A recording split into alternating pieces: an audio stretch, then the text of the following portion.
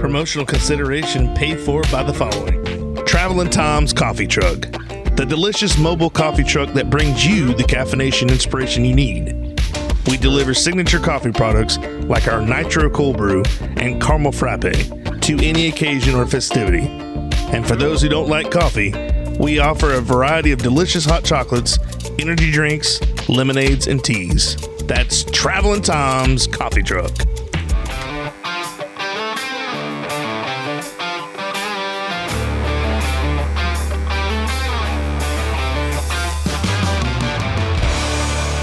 I think in high school, maybe really want to, focus on something that was. Now, don't get me wrong. History was one of my favorite subjects. I loved history.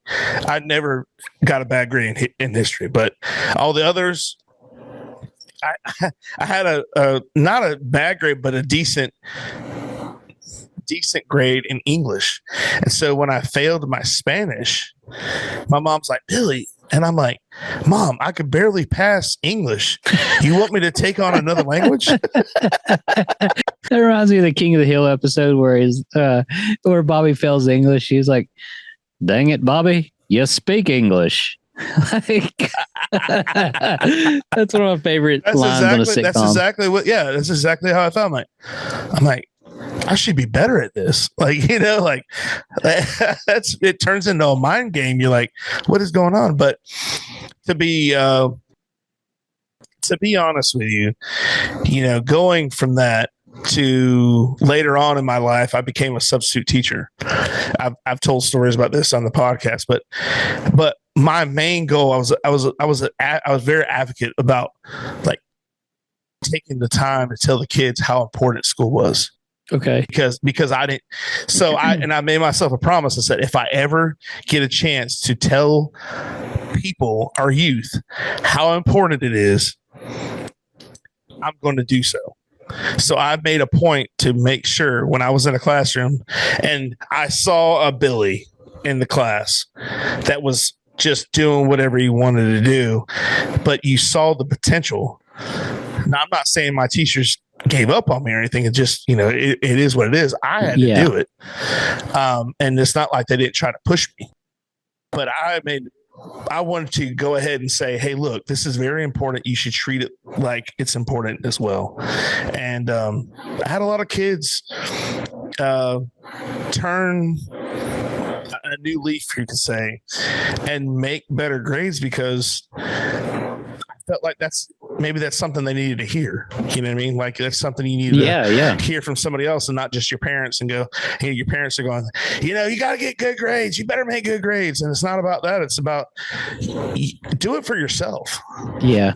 Not for anybody else. Do it for yourself. Yeah. I think that's important. There have been people just that have come in, just like you show up randomly in these kids' lives for a day subbing. I've had people just show up randomly like that, and something they'll say will just spark something for me to allow me to unlock whatever it is that's causing me to keep myself back. I was the same way in school, man. If I wasn't interested in it, I couldn't do it.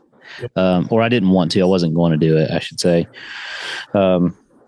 Which is really strange, but like I liked cars and things that went fast and motorcycles and whatnot. So I worked with my dad in high school. He managed a body shop at the time. And I remember I really enjoyed that job because I was around cars all day. But I remember around that time, I think it was my 10th or 11th grade summer, going into 11th or 12th grade, that something clicked, and I was like, it hit me that I can't always do the things that are fun or that I want to do right now. I want to have to do other things too, to be able to do the things that are fun, so I can afford to do those things. And it was through working, doing something that I enjoyed, that I realized that. And I think it was my summer between 10 and 11 is when that happened for me. Because I was a band nerd. I was a band kid. And that I loved that because it was music. I loved music, and so I was always that was the only reason I went to school and did just enough so that I could do that and be a part of that. And when we weren't doing whatever we were doing for band, me and my buddies were always down in the band room hanging out, playing rock songs together. We'd have guitars and basses, and we were just having a good time. But yeah, I'm thankful that I figured that out, because even in the music industry, there are things that I have to do that I don't want to do. I mean, even in the studio here, I own this, which makes that situation much more worse. I don't want to have to, there's things I need to fix before the session tomorrow. I don't want to do that. I want to sit here and mix the songs that we've been working on. Or I'll tell you one thing that I do not enjoy doing, and this is going to sound crazy. I do not enjoy tuning vocals.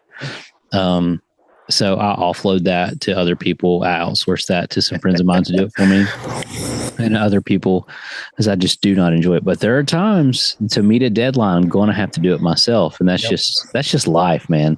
Yeah. Sometimes we just have to do things we don't want to do and grit it out and do it. So I think that's really cool that you're able to, or you have been able to take that opportunity to talk to some kids to help them understand that. You know what's funny is you talk about doing things that you don't want to do. So, that's the thing is that's what I also would tell kids in general. Like, hey, we preach. I also coach like little league football, and we call it, down here it's Wolfpack. It's in our county, and we tell our kids all the time, like, look, what discipline is? Discipline is doing something you don't like doing, but doing it anyways. Yeah. And you try to start kids out at a certain age where it may go in and out, in one ear and out the other. But there's sometimes that kid might listen and go, you know what, that does make sense, and I get it, and it does, turn into something for them that not just like, hey, when can we get a cone of ice after this? Like what are we doing after? Is something that their attention span, like like I'm saying, like sometimes you're talking to them, you're like, hello, right? Yeah. Focus, people. But I always try to. I do this, and it's so funny.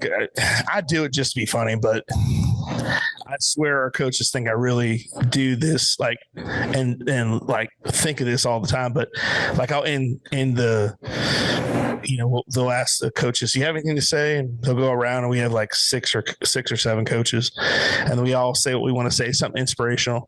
And one time, this is a couple years ago, it was like just got done with practice. Everybody's like tired, they're ready to go home, and I'm like, "You guys know how the cat ate the rock, little by little."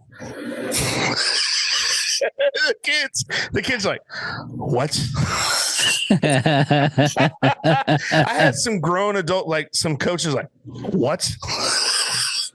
I'm like, hey, it's going to take some time is what I'm saying. We're not where we want to be. Little by little, we get better every day. But it was like, how the cat ate the rock. So that became a running joke, running gag. They'll never forget that. No, well, the coaches never forget it because they bring it up every day, and then they'll mess it up. And then the other one was, I don't know I forgot what movie it was from, but it's got Leonardo DiCaprio in it, and Catch Me If You Can. You ever seen that movie? Oh, dude, it's one of my favorite movies. Oh, so you know the story about the mice in the bucket of cream, right? Yes. Okay. So that's what I told him. I was like, I was trying to do walk. I'm like, there's a bucket of cream, Now I was like, a bucket of cream. No, there's a bucket of milk. Sorry. There's a bucket of milk and two mice fall in. And they both start moving around, and one mouse stops because he gives up.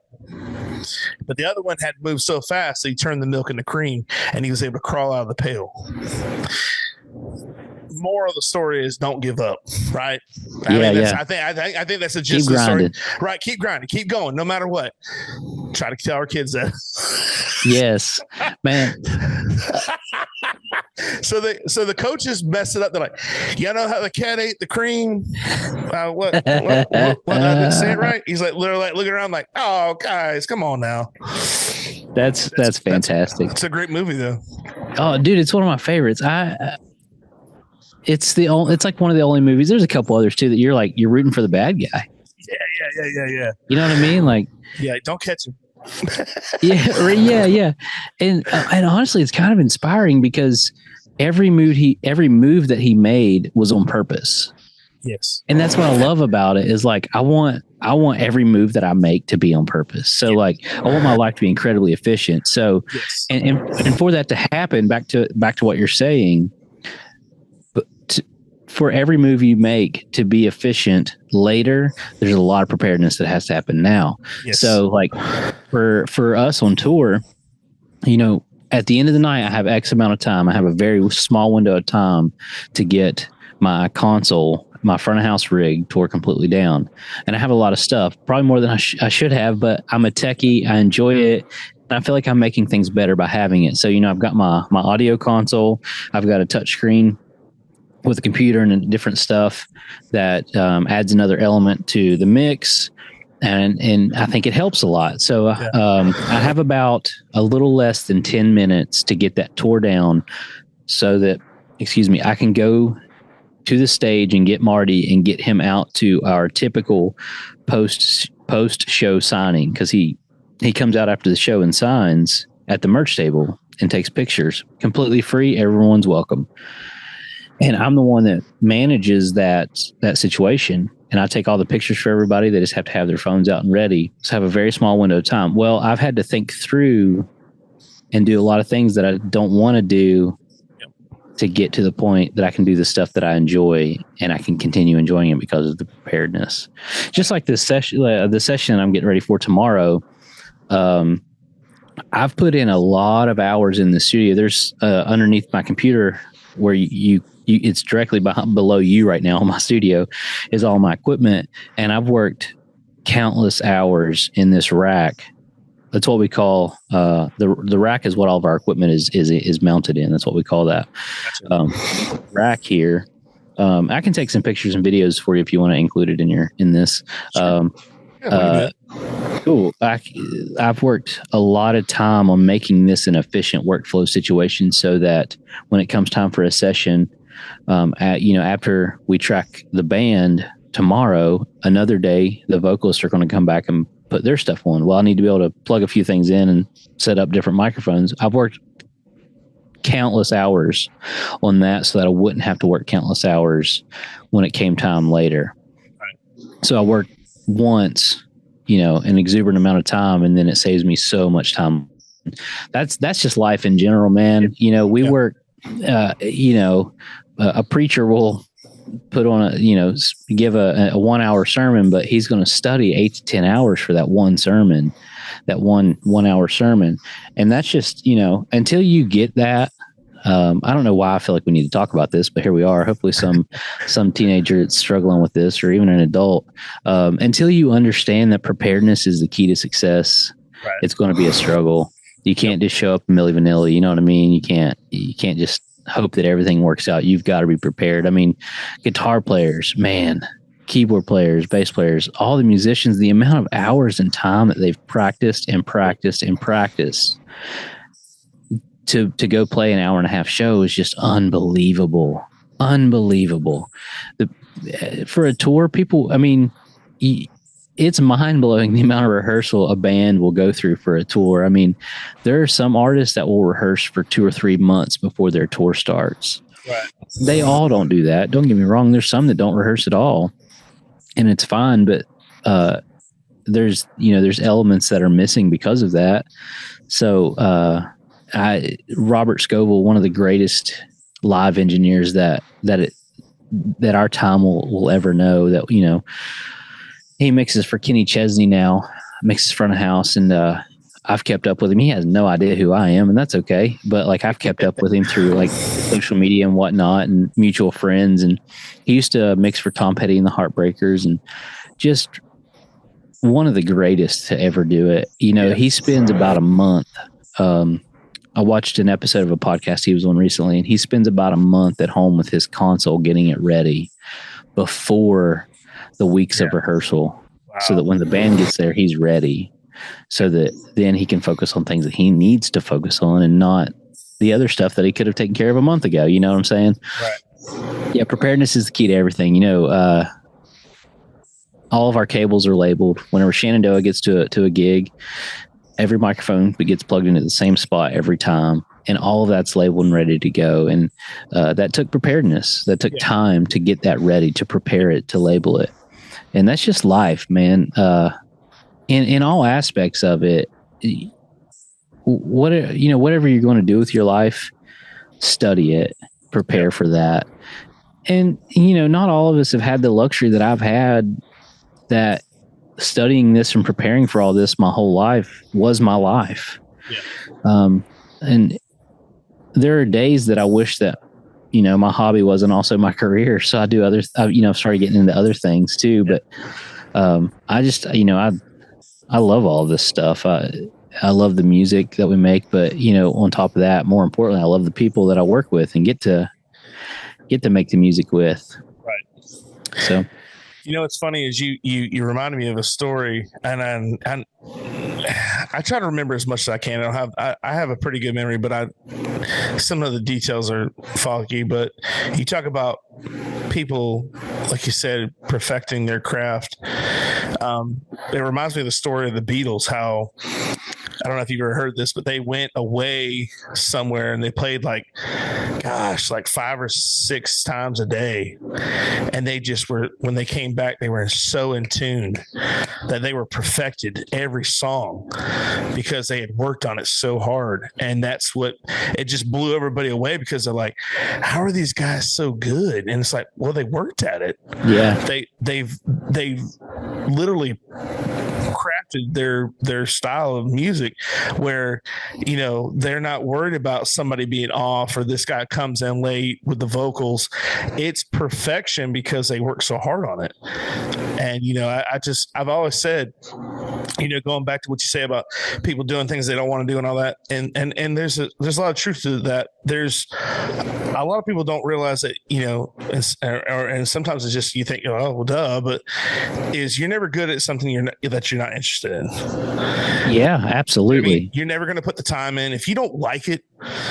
That's right. That's why I try to tell the youth, if you're doing something you don't want to do, you're wasting your time, because there's no passion. There's no heart. You have no heart when it comes to that. You're not putting 110% that you need to put in every single day. Yeah, absolutely.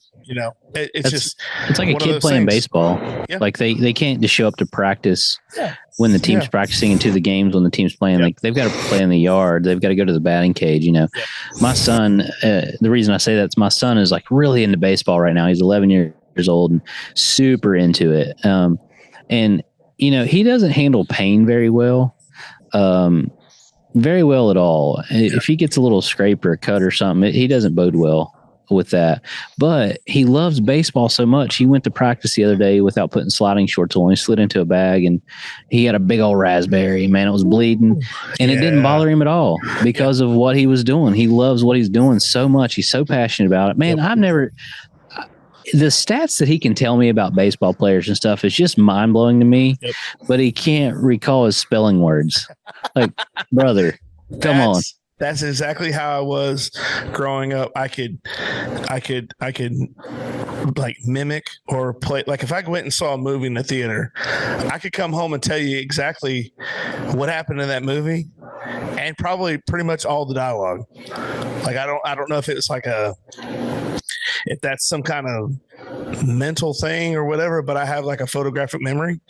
But it's okay. Yeah, like I can like when I was a kid, I remember being in Sunday school one time, and then we had this teacher, and I'm recreating the movie of the Ninja Turtles, like the first Ninja Turtle movie. I'm like doing the whole movie. In Sunday school class. In Sunday school, word for word. Cowabunga, dude. Finally, she's like, bro. we only have we only have an hour, and your movie is 90 minutes. So you can start at the top of a movie and you can go all the way through. Not so much now, but as a kid, my mom would always joke and say, if I could video your class, like your lessons at school, you'd probably be a better student because you would know what was going on because you could, that's how I learn. I'm literally a visual. You're a visual guy. Okay. Very visual. Like, okay. Thank God for YouTube. Because there's some things I'm like one time, I've said this before, one time I ran out of weed eater string at work. The weed eater string is just gone, right? I was like, I don't know how to replace this.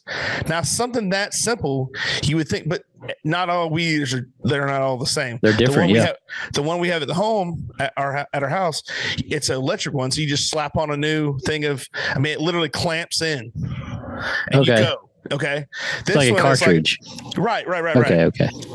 This is like a steel or I don't remember the brand, but anyways, you have to feed it and you have to wrap it around and feed it again. I had no idea how to do that. So I had to, and I'm thinking, I'm overthinking it the entire time. And finally I go, wait a minute, stop. Like in my head, I had to go stop. I talk to myself. What are you doing? Why are you getting so worked up about this? This is not that hard. And I think we all come to a point where we just have to stop ourselves because I'm sure everybody gets overworked. They over-examine everything, and for me, I just had to have that moment where I'm like, stop. What are you doing? There are people that can do this and they're in prison or they did this or there's people that don't know how to do what you do. So that means you can learn. Everybody can learn. It's different. Yeah. Yes. So absolutely. It's why are you making it such a big deal? And from that point on, there's still times that I go, oh my gosh, what am I going to do? But you just make it work. You make it work. You really do. It works itself out. Like you said earlier, just things happen for a reason, and they always tend to work themselves out. Yeah, man. Everything ends up working out. It always does. It really does. It may not be the way you wanted it to, but it all ends up working out every time.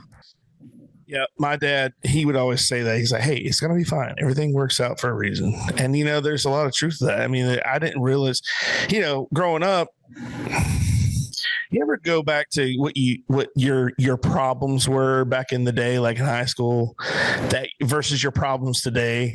Oh man, like the differences. It's yes, what we thought was, oh my gosh, I got to go to this party, I didn't get invited, or I don't know what to, I don't know how I'm going to get there, or what am I going to wear, or whatever. Like the guys are going to the movies, I don't have enough money. What am I going to do? Issues. And meanwhile, there's people living on the streets. Yeah. And I'm worried about how am I going to get to the AMC to watch American Pie? American Pie.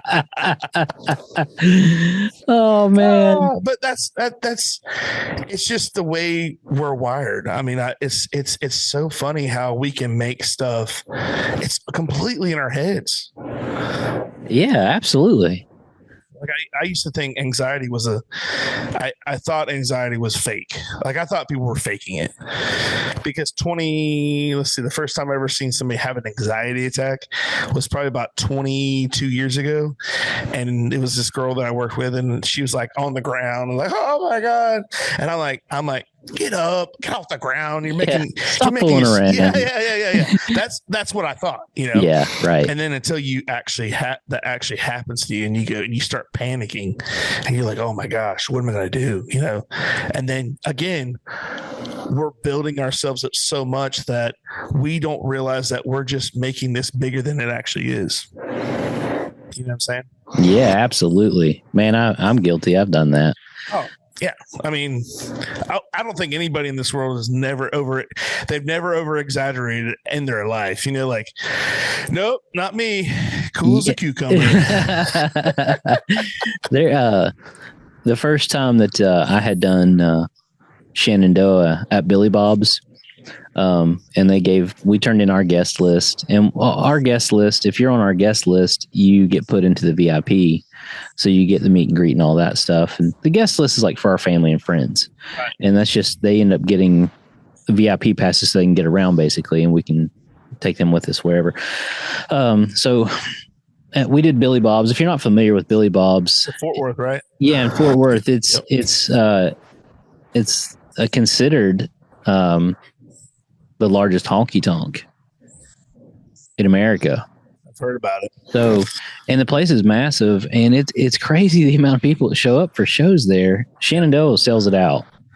So yes, and awesome. They'll have people to get the VIP, all the VIP stuff there. So they get a meet and greet. And I remember the first time I did that meet and greet, they gave me the meet and greet list and with the total number, and I looked at it and I thought, oh no, I don't have enough time for this. Like, we do our meet and greet 1 hour before the show every night. Mike and Marty do it. The two original members of Shenandoah. We do it 1 hour before the show every night. And I looked at it and I looked at the numbers. I was like, man, I'm in a pickle here. There's no way I'm gonna get through all these people. And I went to Marty and I was like, hey man, just keep it short with everybody tonight. Keep them moving. And he says, well, how many we got? And I tell him, and he was like, oh, buddy, that's nothing. I was like, what? I was panicked inside. I was so panicked. Yeah. I started reaching out to other TMs and was like, hey, you guys got any advice here on how I can handle this situation? Yeah. And a couple of them didn't respond till later in the day. And one of them was like, oh, buddy, you're gonna be fine. Don't overthink it. And he said, what's the worst that's going to happen? Your show's going to start just a little bit late. I was like, you know what? That is absolutely the case. That's right. Everything was just as it should have been. We were done within 30 minutes. It was great. We made our changeover time to get over on the stage and make sure everything worked. And show started on time. There was nothing to sweat. And since then, I have no concerns. We did Muskogee, Oklahoma recently, the same arena where Merle recorded Okie from Muskogee live, that album. Cool. And it was a sold out show, sold out arena. So we had a lot of meet and greet for that as well. And we've made some changes to meet and greet. It's a lot to prepare for now. And because there's different variables to a meet and greet. You know, you got people that came via radio. There's people that bought the VIP package. There's the people that, you know, that came via our guest list.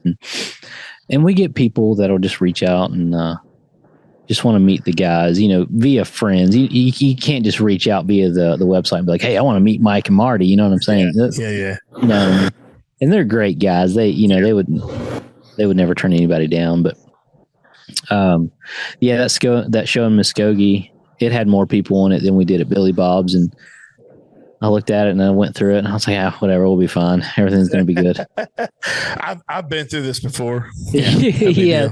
Sorry to mean to blow him back there. Yeah. Okay. This is old stuff here.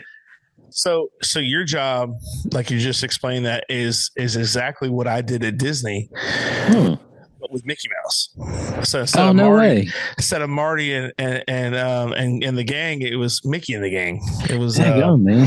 So basically I was just a big timepiece. I'm like, all right, guys, we got 5 minutes left. We got 4 minutes left. You keep going, hey guys, blah, blah, you know, wheeling and dealing. You're like, all right, let's keep moving. So I know all about push. We call it love and shove. Love and shove. I like love that. And shove. Yeah, that's what we called it. Now, was it orthodox? Was it authorized? No, that is not something we wanted to do.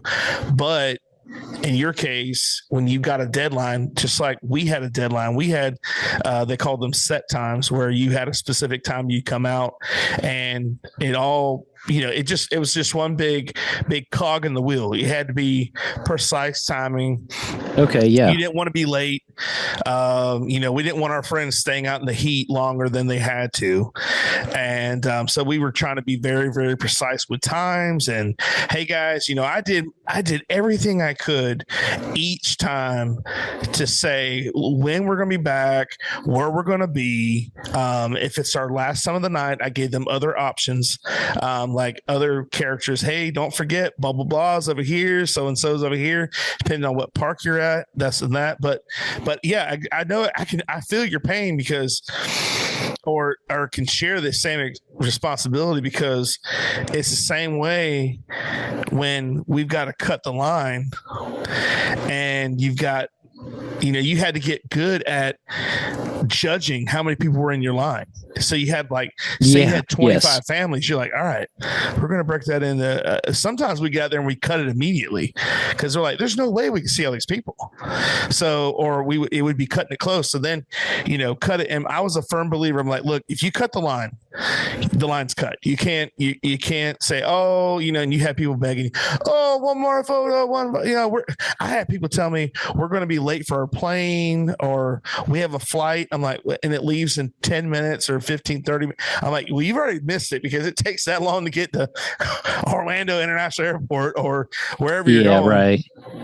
Just the things I've heard, this and that. I mean, people will say, they're like, oh, it's just Mickey Mouse. But I'm telling you, people went bananas. They go bananas over the characters. They love them.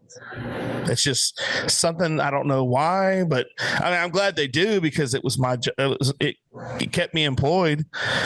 But sure, yeah.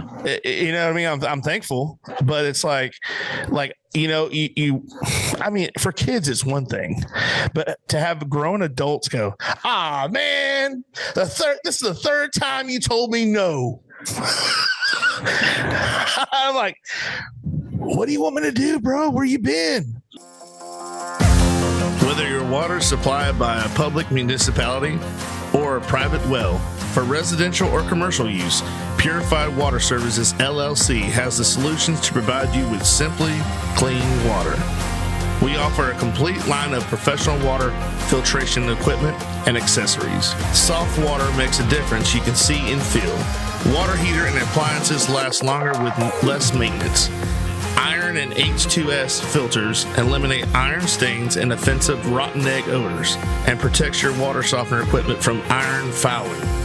No matter what your problem is, Purified Water Services, LLC has a solution.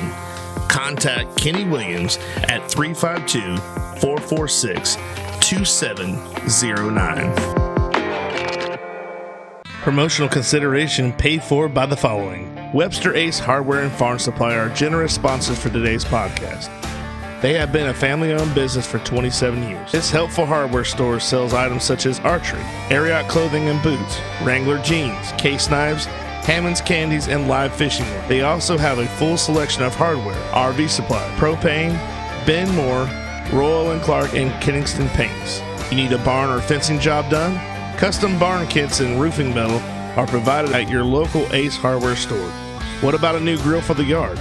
Traeger, Big Green Egg, Weber, and Blackstone are found here, along with all the accessories to go with it. Stock up your workshop with DeWalt, Milwaukee, or Craftsman tools. They got you covered.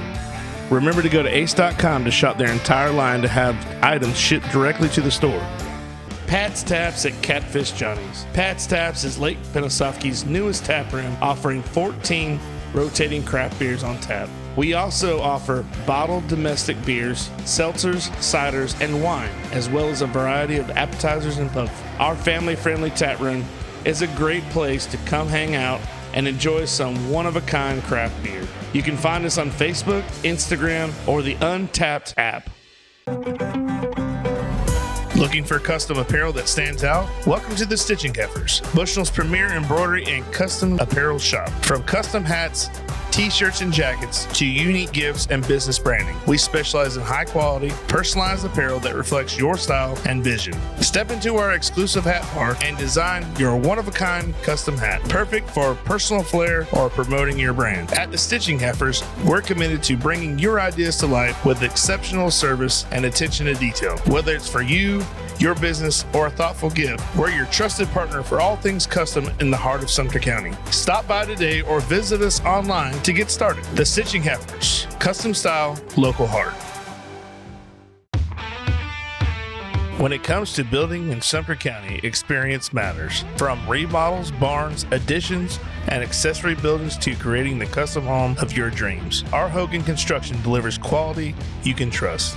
Russell is hands-on and on-site daily, going above and beyond to ensure the project isn't just completed, but crafted to perfection. He doesn't just meet expectations, he exceeds them. For a builder who puts integrity and craftsmanship first, call R. Hogan Construction today at 352-793-7660. Russell Hogan Construction. Built on tradition, built to last. Catfish Johnny's Restaurant, serving the Lake Pennsauken and surrounding areas since 1990. For the last 33 years, we have strived to serve great food at great prices and a friendly, casual atmosphere. If seafood isn't your thing, our burgers or wings are the best around. We have daily specials too. Check us out on Facebook or Instagram for more information. Duto Realty is a homegrown business with an eye for getting the job done right. From football games to Sunday school and everything in between, these ladies care about our community and the people in it, helping buyers and sellers in all of Florida with all types of transactions, including residential, commercial, farm, or vacant land. They do it all. They even offer auction services and sellouts to always get the job done right. Yeah, right. You know, it is wild to me how brazen some people are to see somebody or something that they really want to see. I've never. I don't think I'm a fair perspective or a fair judge of this because I grew up around people. You know, I've always been around stars of some sort, musical talent. You know, so it's just like they're just people to me. Yeah. So I've never understood, and so I don't think it's fair for me to judge those people because I can't. Yeah. That like get worked up about getting to see a celebrity. I've never understood it, but yeah, I don't know. I will say I get excited if I get to meet like an engineer an audio engineer that I've been like wanting to meet, but I still don't like get crazy about it. And everybody has their favorites. I mean, don't get me wrong. Everybody has their favorites. If I got to meet Lainey Wilson, I'm going to go crazy because not in a bad way. I'm just saying, like, I think internally you're going to be processing that. Yeah, outside I'll be like, so how's it going? But inside I'm like, oh my God, Lainey, you're the best. Oh, that's funny. It's funny. I give my wife such a hard time about that. Like if so her mom owns a restaurant and so on Friday or Saturday nights, it depends on what time of the month, but I'll do a trivia night and I'll do a bingo night. Oh, that's cool. Yeah. So we try to, it's just something to do, and so we always try to do like a we'll play music and we'll do name that tune, type deal. Yeah. That's fun. And anytime I play Lainey Wilson, I go, and my wife gives me the dirtiest look. I'm like, yeah, that's my hall pass, Lainey Wilson. Now, yes, I know that's not really my hall pass. I just try to get a rouse out of her. It's still funny. It's still funny. She's so funny. But like I said, it would be really cool to meet somebody like that. But I also understand. I see in that over in Orlando at Disney helped me prepare for that because that keeps you at a where you're not like screaming when somebody comes out, like sure, yeah, it helps you kind of be a little more professional. And you do realize like at the fair when Marty came out. Funny story about Marty. He scared me. He was on the bus and he honked the horn, scared the crap out of me. Oh yeah, when we pulled in. Yes. I forgot. Marty was back in the bus in and scared me. And then I was like, I jumped. I was like, oh my gosh. And he looks at me, just gives it like, he's got this chuckle on his mouth. I was like, you know. And then there was another time where I came back and I had to go do something. Somebody was looking for something, and I came back and I just said, he was waiting to come out. That was right before the meet and greet. And I said, darn if I don't, danged if I do. You know what I'm talking about, Marty? And he goes, what? And I said, darn if I don't, danged if I do. You know what I'm talking about. And he goes, oh yeah. I was like, yeah. Yeah, that's funny. So I try to make it where it's fun, you know, like the last year we had Easton Corbin come, and he's a really cool guy too. Him and Cameron Marlowe were there last year, so we had those two guys, and I was bringing them back, and the guy at the gate goes, hey, he's like making sure it was people stopping. He goes, who you got with you? And I said, I just looked at him, I go, just roll with it. And everybody in the van started dying laughing. I was like, and the guy goes, okay. I just keep on driving. So I just try to throw in something like that just to kind of, you know, I don't know. I'm always trying to be funny, which sometimes I'm successful and sometimes I'm horribly missed. But, you know, it was a good time. It was a good time. But I just think of people like you said, like people are, you know, once you realize, hey, look, these people are just like us. You know, we put them on a pedestal most of the time, but then you realize how the same we are. You know, they just want their time too. So yeah, and you know, I think it's important to note as well, they've given up a large segment of their lives that we haven't had to give up. Oh yeah, because you know it's not easy for them to just go out in public and just live their lives with their families. They're going to get recognized. People are going to ask for pictures while they're trying to sit down and have dinner with their family. And sometimes they got to be the bad guy and say, hey, can you just give me some space? I'm trying to have time with my family and just be normal, you know? And some of these artists, they can't even book a reservation at a nice restaurant in their name because they're going to get recognized by the people working there. Yep. So, you know, other people have to do it for them. So I think it's important to know, like, it's important to recognize and honor what they have done because it's not easy. It's important to honor and recognize what they've done and what they continue to give up. Yep. And with that being said, most end up doing well for themselves because of it. But there's an expense there too for their families, right. You know, not being able to have normal lives.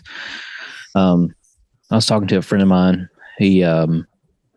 He was pretty big in the alt pop world, and he was a legitimate rock star because of it. And it was tough. Like he couldn't just go to Disney World, you know, with his now wife or with his mom and dad. He couldn't just go to see the Cowboys play a game because he would get recognized, and it would just be really difficult to just walk through the concourse to get to a seat. Yeah. Because people, that's what I'm saying. I don't understand like that mindset of like, let's bother this person. Yeah. Because like when the bus is parked and we're at the venue and Marty's just trying to enjoy the nice weather, like he doesn't want to be bombarded and bothered by people. With that being said, he is one of the nicest humans I've ever known. He's one of the greatest people I've ever met. Super nice. I totally agree with you. Yeah, he's amazing, man. Yep. He's just incredible. I mean, and that's who he is all the time. What you see is what you get with him. Right. And he would never disparage anybody if they wanted to come and get a picture with him or something. But, I try to do what I can to help with that. Yeah. So he can have his space. But, and I think it's important for the techs and band guys to recognize that too. Like, you'll find that some engineers and techs will complain about how much work we have to do versus the artist, but what they don't see is like the artists don't get days off, man. Whenever they're not touring, they're in the studio, or they're rehearsing, or they're doing PR stuff. You know, there's so much, videos never end. And, well, CMA week, that's always crazy for country artists, man. It's just bang, bang, bang, one thing to another, especially the day that they're performing. It's just boom, boom, man. It's wild. And I just think it's important to recognize those things. And, you know, when you start complaining or thinking you're not getting paid enough money or something, I think it's important to reconcile that in your mind, like understanding what they've given up in their lives, and the fact that they have means that you have a job. Right. So maybe don't complain so much. You know what I'm saying? Absolutely. And I try to keep that thought in the back of my mind, because I too run a business, and I have payroll to make whenever we have shows going on. You know, I've got to make payroll on those shows, and it literally parallels. I'm just not an artist.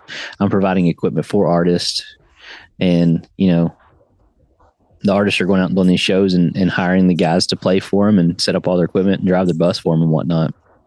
So yeah, I always try to keep that in the back of my mind, just honoring and respecting what they've done so that I could have a job and work. And, you know, I've only been with Shenandoah for a year and a half, and they've been after it for 30 some odd years. Yeah. You know, I'm just riding the coattail of what they've done. And, you know, in what respect is that fair? Right. You know, I didn't have to work like they did to get there. Well, you know, you say that, and then it's like you talking about, you know, kind of figuring out where you are in the moment, and no matter what you have to do. Like, there are times where I was at Disney, I was like, I'm getting paid for this right now. Like, this is real life. Like, yeah. Like, you wouldn't be able to go get another job and do the things I've done. I mean, some of these things no longer exist. But I'll give you an example. At Animal Kingdom, we had a boat, this huge boat, and it was called the Wasabi boat. And you would take off behind where it used to be Dinerland. Now it's going to be Indiana Jones or whatever it is now. But behind Nemo, you take the boat out and you come out there, and there's this huge, like, massive body of water out there. And you basically just do a circle. And all you do is wave. Hi guys. You wait. There's no guest interaction.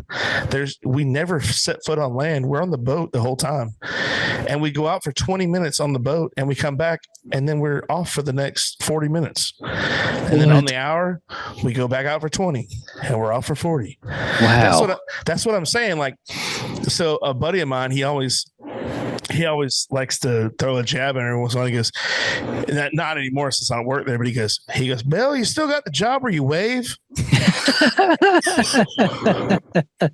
was like, nah, not anymore. They got rid of that.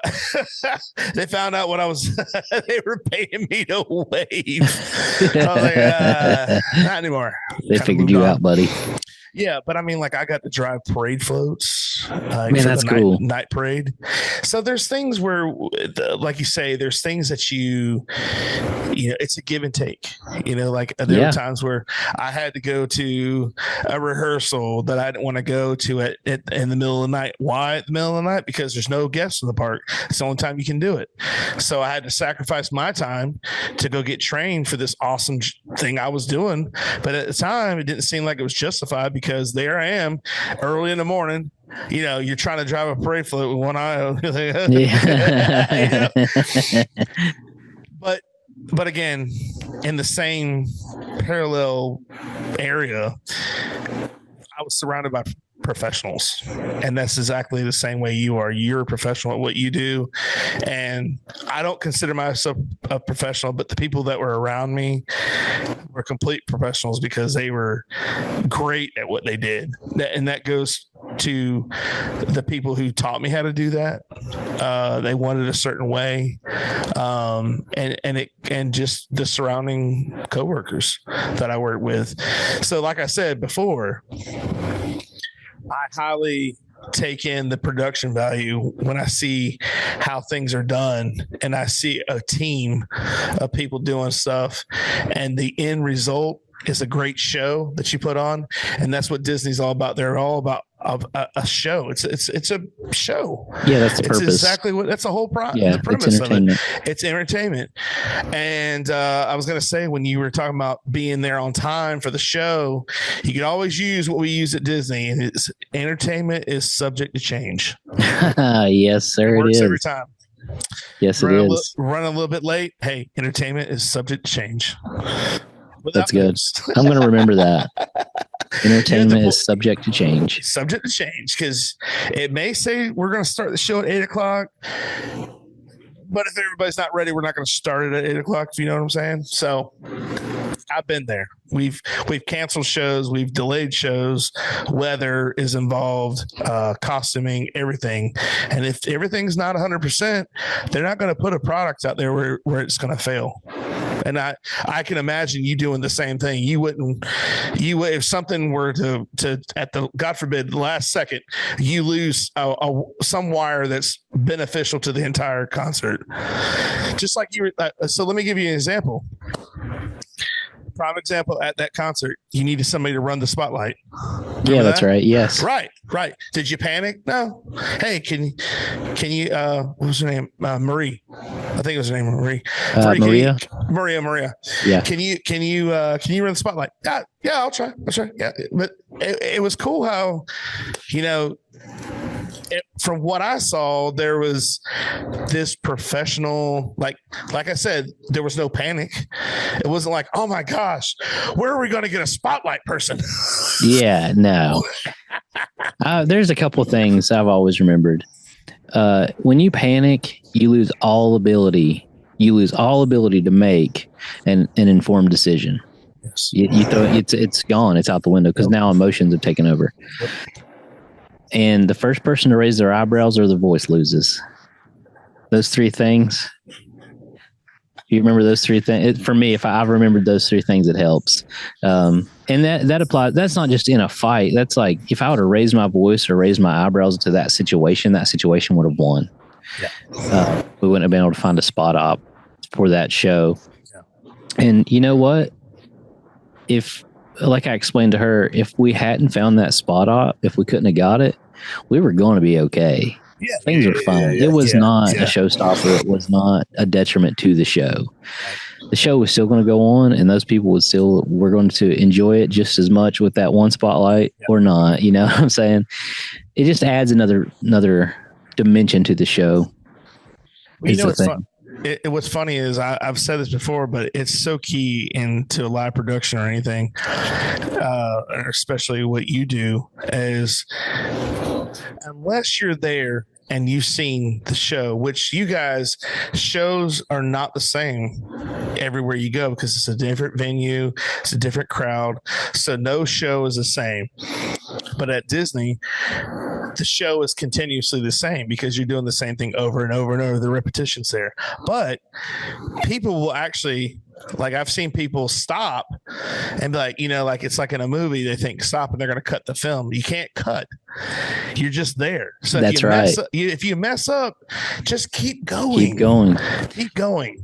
It's not, nobody's going to know. If you mess up, you ad-lib, you flub, whatever. That's helped me so much in my life, especially with this.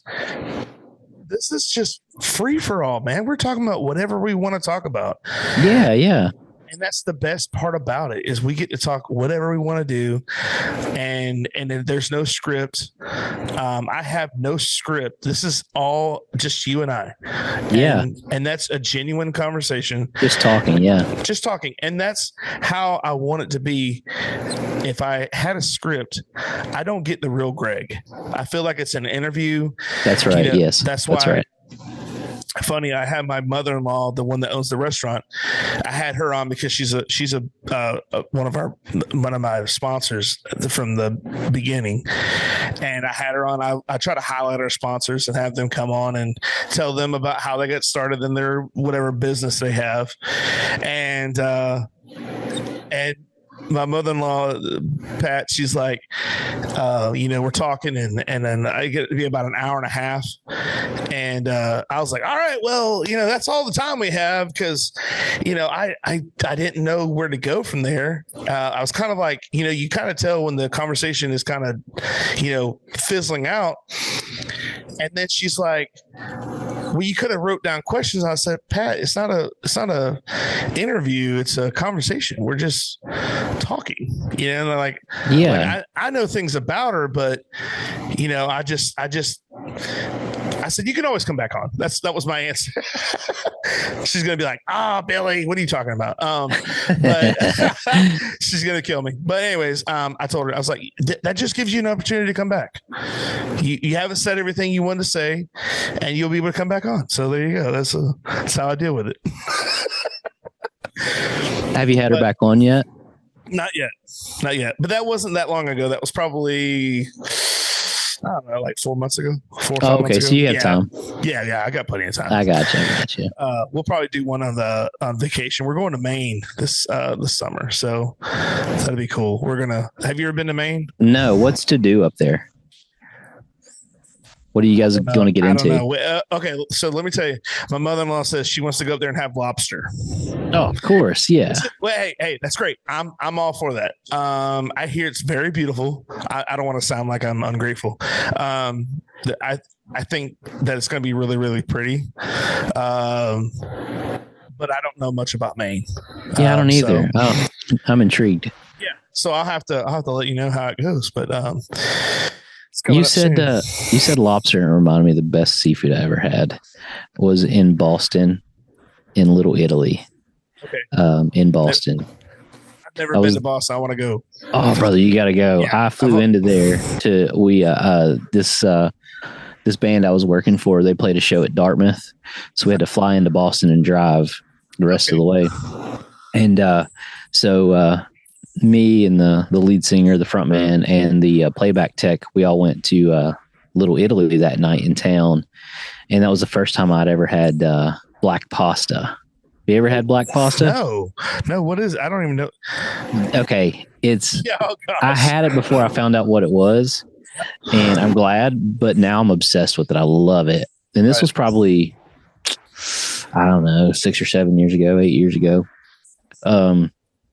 It's squid ink pasta. So it's pasta dyed with squid ink. Okay. And it is fantastic. Did they have that on the Roach Coach? No, this was actually in a sit down. Like, can I get that to go, please? It was and a Jarrito. I love Jarritos. One of my favorite things when I'm traveling is to find like the little hole in the wall restaurant that is kind of like unassuming, because every time, man, it will blow your mind. Yeah. And this Italian place we went to in Little Italy with the black pasta was tiny. Like, it wasn't any bigger than, it was probably half the size of this control room. It was tiny, but I'm telling you, it was mind blowing. It was very expensive. I bet that sounds like a delicacy, like something like, I don't know, like when you go to, across the pond, you're going in and they're like, hey, would you like some, whatever they specialize in? And you're like, oh yeah, is that something that you normally eat? And they're like, no, it's for a special guest or something, something like that. Okay. Yeah. They always pull out the red carpet for people that are, like if you go, I'm talking about like family and friends and stuff. You go over their house, you always want to make sure people have the best time at your house. So you're like, absolutely. You're like, oh, y'all eat filet mignon every night, huh? So something that's every night, or yes, absolutely. You're over there on the Blackstone. You're like, man, that's what we do here. Have you had bone marrow? Beef bone marrow. No, I've heard of that. My sister-in-law, she likes to try different things. So we had the family over for kid's birthday party or something, or Super Bowl. I don't remember what it was, but I had some marrow bones in the freezer because we had me and my neighbor raised a couple cows together, a couple bulls, and had them slaughtered. So I had I had asked for the marrow bones. and they cut those up into chunks for you, and you can put them in the oven and cook it. And it'll cook that marrow down, and it renders. I'm telling you, it is fantastic as well. It's unbelievable, and it's almost like a fat. I was gonna say, does it turn like a dark red, like a black, like not like you know what I'm saying, like blood when you cook something that's real bloody, the blood turns like it's like a dark. Well, it does darken up the stuff that's left, but most of it renders down to a liquid. Okay. In my experience, but what is left to like scrape out of there? If you don't want to overcook it, so that you don't render it all down, right. But yeah, it will darken up a bit. And it's fantastic. Put it on a piece of bread or something, or a piece of toast, or even just eat it straight out. Yeah. It's delicious. Gotcha. Almost, I don't even know how to compare it to anything. But you said you know, like having family and friends over, like you always prepare the delicacy. Like that's not something we cook up every night at my house, but because we had family over, and I think I'd cooked up the brisket that night from the cow, and I'd smoked a brisket. I smoked a brisket that night, and fixed up those bone marrow, and I fixed up a couple filet mignons as well from that same cow. You know, we had it in the freezer. But I think that's funny. Yes, this is it. We do this every night: bone marrow and filet mignon, and brisket. We're gonna have. We've got. We do this every night. We have several things that we're into Wagyu, and whatever what's the other one where they what's the thing where they inject the cows with beer? I don't know. That's the Japanese. They inject a live cow. Yeah, they don't inject. I'm sorry, they inject they feed it. They don't like shoot it up or anything. Okay, no, so they feed it 30 cc's of Bud Light. No, I just they feed it in like a trough, like the cows drink the beer. Okay, yeah, I haven't heard about this. Is it Kobe beef or Wagyu? It might be Wagyu. I don't know. No way. What's the purpose? It does something with the. If only there was a device. I know, right? I was going to Google it real quick. I feel like I could look it up. It's got some kind of deal with the protein, like it makes the beef, the flavor of the meat is a lot better. I could be totally wrong, but that's what I've heard. So they've got. I don't know if it's Kobe or if it's if there's a different version of Wagyu. I don't know exactly what makes it Wagyu. Okay, they do it for okay, I'm just reading here. It's not a standard practice, but some Wagyu beef farmers give their cattle beer to increase their appetite. Like, because during the winter months, you know, cattle will slow down their eating. Especially during winter when their food intake may decrease. So they do that so they'll eat more. And that adds up because Wagyu is super fatty, super marbled. So interesting. Yeah. So I thought maybe that has to do with but I guess whatever happened to good old molasses? I mean, that's what my granddad used to feed the cows when in the wintertime to make them eat. Is you ever see those mineral buckets where they have that's what we did. Yeah, that's exactly what it is. Yeah. It burns your stomach. So we eat more. We put molasses in the feed for them. Yeah, for the cattle that we had. Yeah, my granddad, we used to put hay out, and he would have it in. He would take like laundry detergent bottles and wash them out real good, and then put the molasses in it. And he's like, it's like pancakes. Like that's smart. Pour the syrup or the molasses on the hay, so that's the cows are in the hay. Yeah. So I was like, we're like, growing up, we're like, the cows are having pancakes? Pour the syrup on there. Was this down in Florida? Yeah. Okay. What part of Florida? Here. So, I right here in Bushnell, there's a town just outside of where the fairgrounds were. Probably about, as the crow flies, probably about 5 miles away. It's a little town called Center Hill. Center Hill. It's an old school. They used to be the bean capital of the world, green bean capital of the world back in the day. I'm talking about like 20s and 30s.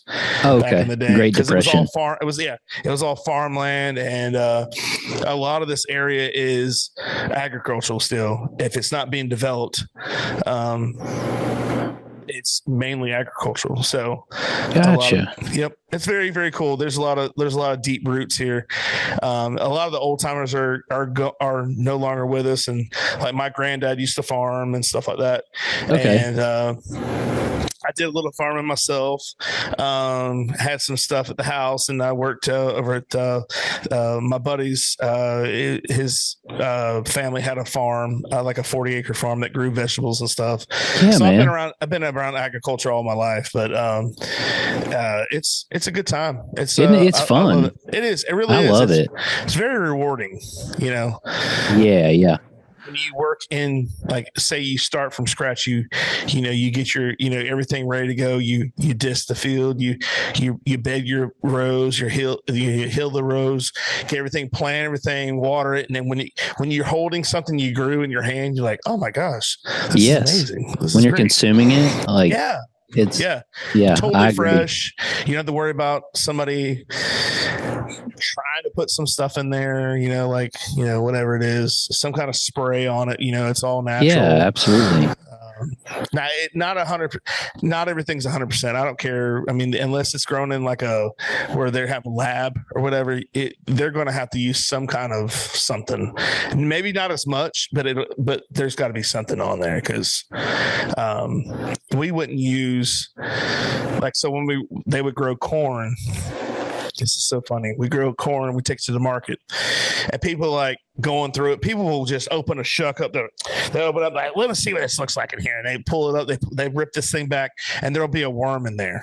Okay. So, and then there was always this one lady would go, oh, a worm. And I'm like, and I look right dead in her eyes. And I go, if he didn't eat it, would you? So she's like, well, you got a point there. And then I take a knife and cut the end. It's just the end. So basically, when a worm crawls up the stalk, it goes to the top.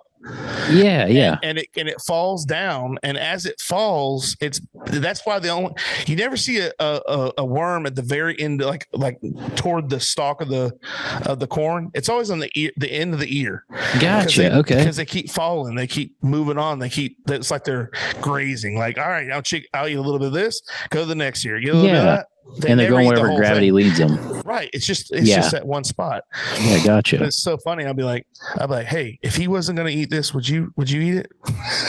That's a great response. I don't know about that. It's like, instead of that's how you deal with a negative response. You try to deal with a negative response with something positive. You're like, listen, it's not that bad. You're going to be just fine. Yeah. It's a worm, for crying out loud. You do know where that grew, right? Yeah, I was like, you drink tequila, right? There's a worm in there, right? And you're worried about the ear of corn. Valid. That's going to be boiled. You're going to boil the crap out of it. Thanks for watching episode 2 of this 3-part podcast. Tune in next week for part 3.